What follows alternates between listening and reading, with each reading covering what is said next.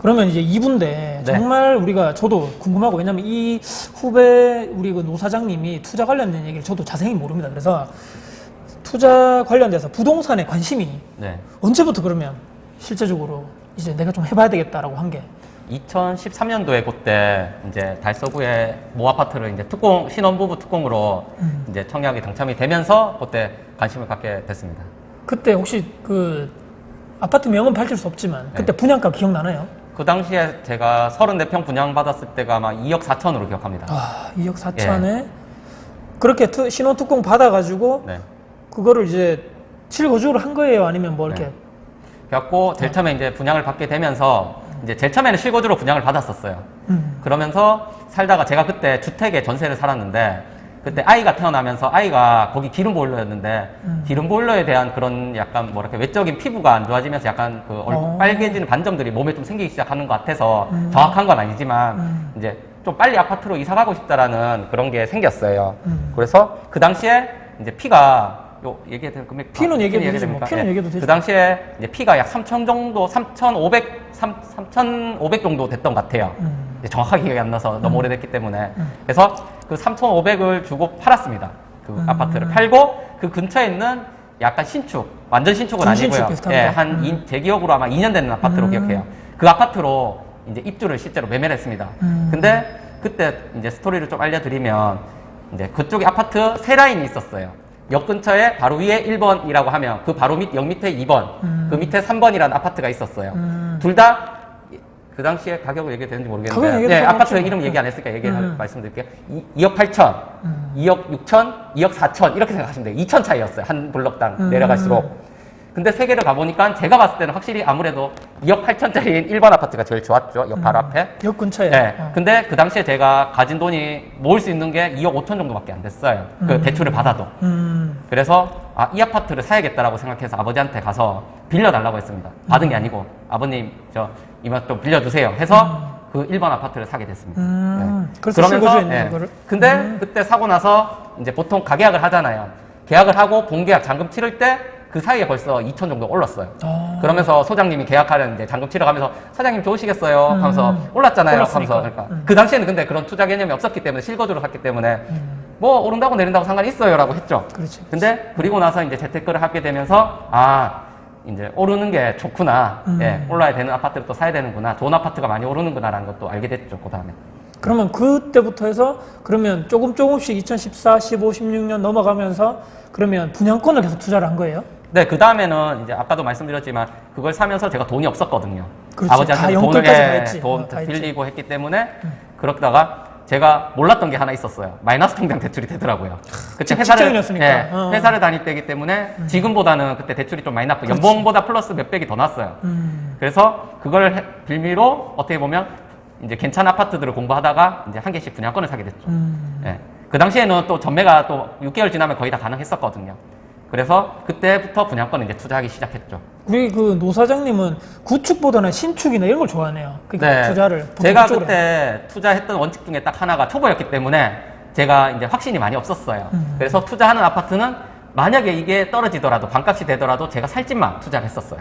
그래서 저는 주로 이제 달서구 위주로 많이 이제 그때 투자를 했었던 것 같아요. 그렇구나. 네.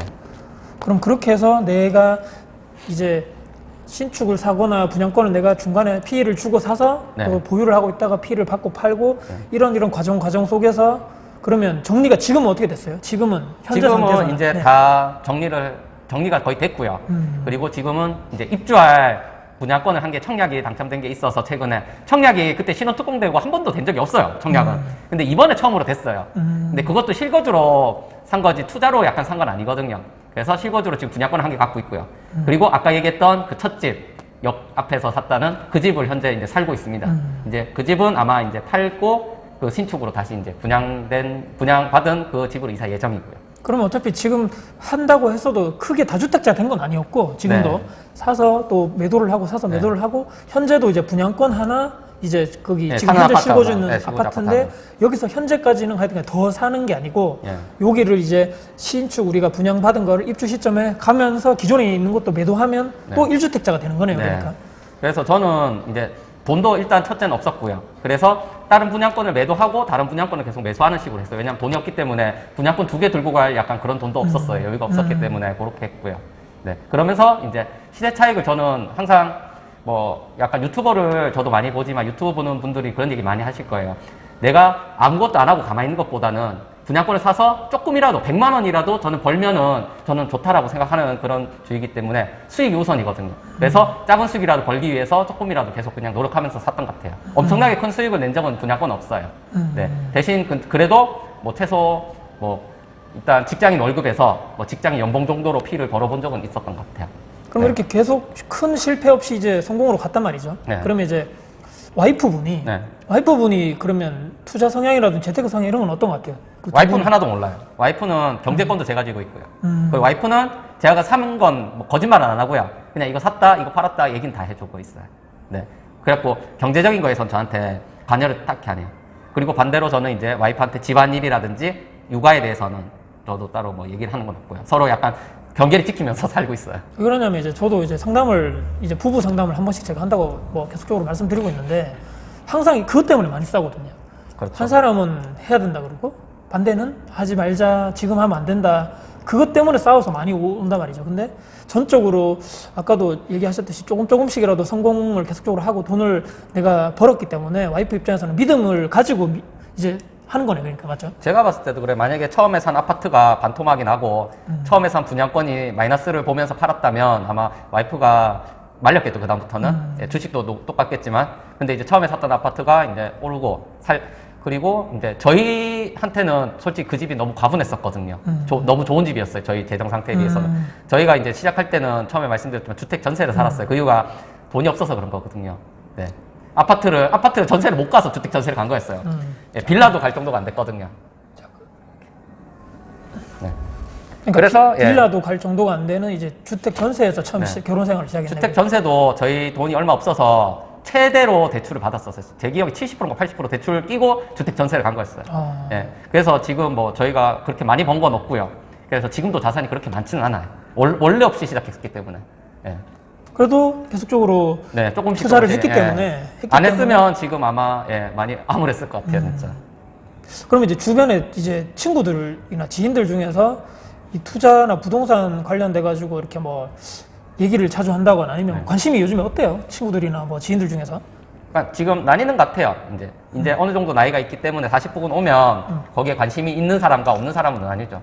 그래서 이제 관심이 없는 사람한테는 별 얘기 안 하고 관심 있는 사람끼리는 모이면 이제 경제 재테크 얘기만 하죠. 예. 주변에 이제 그런 분들도 많이 있고요.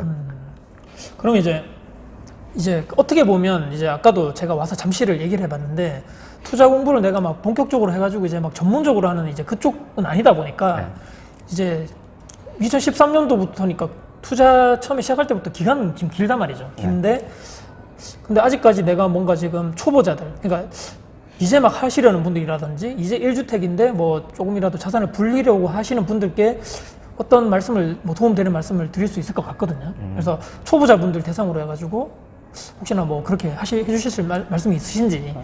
저도 이제 처음 때 많은 이제 정보를 얻고 그렇기 때문에 이제 뭐 많이 아는 건 아니지만 이제 처음 집 사시는 분들한테 말씀드리고 싶은 거는 일단 자기가 필요할 때 실거주라면 언제든지 저도 사셔도 된다라고 보거든요. 왜냐면 내가 초보인데 언제 내리고 언제 오를지는 아무도 알 수 없거든요. 근데 저도 이제 아파트를 공부하시는 분들 알겠지만 결국에는 우상향이라고 보고 있어요. 대신 이제 본인이 살면서 버틸 수 있는 집 그리고 자기가 여유 있는 선에서는 저는 제일 좋은 집을 사라고 말씀을 드리고 싶어요. 왜냐면 제가 많은 경험을 해봤고 저도 그렇게 느꼈기 때문에 그래서 그거를 하셨으면 좋겠다. 예. 그리고 이제 사람들이 그런 얘기를 어른들이 많이 하시잖아요. 야, 집 사놓고 거기에 돈 넣다 보면 다 살게 된다라고 하는데 대출이 어느 정도 저는 되면 대출을 최대한 많이 받는 거를 추천을 드려요. 왜냐하면 어떻게 보면 거기 일단 돈이 들어가고 그 다음에 생활을 하다 보면 그 돈에 맞춰서 또 살게 되거든요. 그래서 오히려 저축도 되고 요즘에는 이자만 내는 게 아니고 원금이자 같이 내기 때문에 어떻게 보면 적금인 거거든요. 그래서 적금으로 빠지는 부분도 있기 때문에 그런 것들을 많이 하시고 가장 중요한 거는 공부를 많이 하셨으면 좋겠어요. 처음 볼 때 아마 뭐 공부하시거나 그런 분들이 많이 얘기하시는 게 가전제품 저희 TV 만약에 300만 원짜리 살 때 여기저기 다 비교해보고 다 가보시잖아요. 근데 3억짜리 집 살 때는 왜 그냥 한 번만 보고 다 끝내시는지. 맞아. 저 같은 경우에도 제가 제 첫 집 살 때 아침, 점심, 저녁 거기 해가 어떻게 들어오나 다 보고 샀거든요. 예, 그 세 단지를 다 가봤어요. 그리고 분위기도 보고. 예, 그 정도로는 좀 공부를 하셔갖고 그래서 선택을 해서 후회 없이 사는 게 맞지 않나. 예, 그래서 일단 공부를 많이 하셨으면 좋겠다. 그리고 주변에 또 이렇게 좋으신 선배님 있거나 좀 잘하시는 분이 있으면 그분이 선택해 주는 건 아니지만 물어보는 건 좋아요. 그분한테 어디 사면 좋아요? 라고 물으면 아마 대답 안 해주실 건데 예를 들어 나도 몰라. 예, A, B, C 단지가 있다. 근데 어느 게 좋아 보여요. 선택은 제가 할 건데 그럼 그분이 아마 좀 조언을 해주실 거예요. 아, A 단지는 이런 게 좋을 것 같고 B 단지는 이런 게 좋을 것 같은데 자기가 봤을 때 뭐 아마 물어보실 거예요. 오래 살 거다. 제가 실거주를 할 거다. 그러면 이 단지가 나을 것 같다라고 얘기하실 거예요. 그런 것도 좀 충고로 들어보시고 그러면 좋을 것 같아요. 네. 초보자, 제가 이제, 저는 이런 것 같아요. 저는 초보자분들이라든지 부동산을 막 하시려는 분들 위주로 제가 상담을 많이 하려 하는 편이거든요. 왜냐면 투자를 뭐 잘하시는 분들이야 굳이 저를 만날 이유도 그렇죠. 없고, 굳이 뭐 만나볼 이유도 없는데, 참 어려운, 지금 해야 되나 말아야 되나 떨어지는 거 아니냐 막 이렇게 걱정하시는 분들 많잖아요. 근데 이제 저는 방금 이제 초보자 입장에서 이렇게 했으면 좋겠다고 참 좋은 말씀 해주신 것 같고, 저는 그런 것 같아요. 그러면 이제 20대, 30대 이제 막 사회 초년생들이라든지 신혼부부들이라든지 이제 막 내 집 마련을 해야 되나 말아야 되나 하시는 분들께는 그러면 말씀하신 대로 그래도 내가 실거주할 집은 먼저 내 집 마련 하는 게 맞다고 생각하시는 거죠, 맞죠? 이제 투자로서는 이제 저는 이제 혼자 계시는 분들, 너무 젊은 분들, 20대 첫 직장을 가지신 분들한테는 미혼자분들. 예, 미혼자분들한테는 적극 권해주고 싶진 않아요. 왜냐하면 본인이 어느 정도 여유가 되거나 예, 상황이 된다면은 괜찮지만 그런 분들한테는 오히려 약간 재테크적으로 좀 접근했으면 좋겠어요. 예, 투자도 당연히 좋죠. 대신 이제 신혼부부 분들은 웬만하면 저도 매수를 좀 추천을 해드리고 있어요. 근데 만약에 20대에 내가 막 해가지고 예. 직장을 이제 막 들어가고 월급을 받는단 말이죠. 그러면 예를 들어서 내가 실거주는 아닌데 네. 전세를 껴두고 산다거나 네. 그런 건 어떻게 생각하세요? 저는 만약에 그분이 관심이 있다면 저는 적극 아, 추천하죠. 왜냐하면 한 채 갖고 가는 거는 예, 저는 나쁘지 않다고 생각해요. 왜냐하면 이제 만약에 대구 근무하시는 분이 이제 대구에서 집을 만약에 어디를 산다, 전세를 끼고 정 안 되면 본인이 살면 되잖아요. 그분이. 예, 그렇기 때문에 위험 부담도 적고 예, 그렇기 때문에 저는 만약에 그분이 관심 있다면 추천드려요. 그분. 네. 이제 제가 아까 전에 쭉 여러분들 들으셨겠지만 주택 수를 지금 많이 늘리는 편은 아니란 말이죠. 네, 맞아요. 근데 이제 그러면 계속적으로 그러면 예를 들어서 뭐 일시적 뭐 1가구 2주택 제도를 이용해서 비과세로 계속적으로 나갈 생각인지 네. 본인 성향이 어떤 것 같아요? 아니면 나는 이제 조금 더 공부해가지고 나는 자산을 좀 더 늘려보겠다라는 쪽인지 방향성이 혹시나 정해져 있는 게 있어요? 제가 돈이 많으면 솔직히 다주택자로 가겠죠. 근데 돈이 없는 보통 대부분들 돈이 많이 없으실 거예요. 다주택자로 가기까지. 맞아요. 그래서 저는 일단은 지금은 계속 일시적 1가구 2주택을 거의 하고 있고요. 예, 지금 같은 경우에 이제 가게를 차리면서 돈이 많이 들어갔기 때문에 다른 것들을 또 더 살 여유도 없고, 그리고 최근에 아시겠지만 이제 분양권이 그렇게 거래가 쉽게 되던 그런 부분도 아니고 세금 문제도 있기 때문에 저는 일단 포지션은 일시적 1가구 2주택을 계속 가려고 하고요. 뭐 연달아서 간다는 건 아니지만 기회가 되면 그렇게 계속 지금 생각을 하고 있고요. 그리고 나중에는 만약에 여유가 되면 저는 다주택보다는 똘똘한 한 채를 더 선호하는 좀 편인 것 같아요. 그래서 똘똘한 한 채로 지금 가려고 뭐 추후는 생각하지만 지금같이 뭐 올해 정부를 많이 보신 분도 있겠지만 이렇게 계속 정책이 바뀌잖아요. 일관성이 아니거든요. 그렇기 때문에 거기에 맞게 계속 공부하면서 대응하려고 생각 중입니다. 예, 그때 맞게. 어떻게 하면 계속적으로 이 운영하시는 사업을 발판으로 어차피 우리가 시드머니를 만들어야 되기 때문에 뭐 우리가 월급쟁이라고 그러죠. 직장인분들은 어차피 내 월급을 통해서 시드머니를 모아야 되는 거고, 물론 거기서 부수적으로 아까 하신 것처럼 뭐 내가 마이너스 통장을 이용하든 신용대출 이용하는 건 이제 개인의 자유라고 저는 생각하고, 그걸 바탕으로 해가지고 꾸준히 내 시드머니를 모아서 저는 맨날 영상에서 똑같은 얘기를 하거든요. 계속적으로 좋은 위치에 있는 아파트를 구축이지만 사서 내 자산을 늘려라라고 저는 계속적으로 말씀드리는데, 우리 노 사장님도 계속적으로 저는 여기가 잘 돼가지고 이제 코로나가 어느 정도 정리되겠죠. 그러면 이제 원래 있는 매출도 올라갈 것이고 그걸 바탕으로 하셔가지고 저는 이제 언젠가 될지 모르겠지만 똘똘한 한 채로 가시기 위해서는 반드시 이게 바탕이 돼야 된다. 네. 이게 무조건 1번이거든요.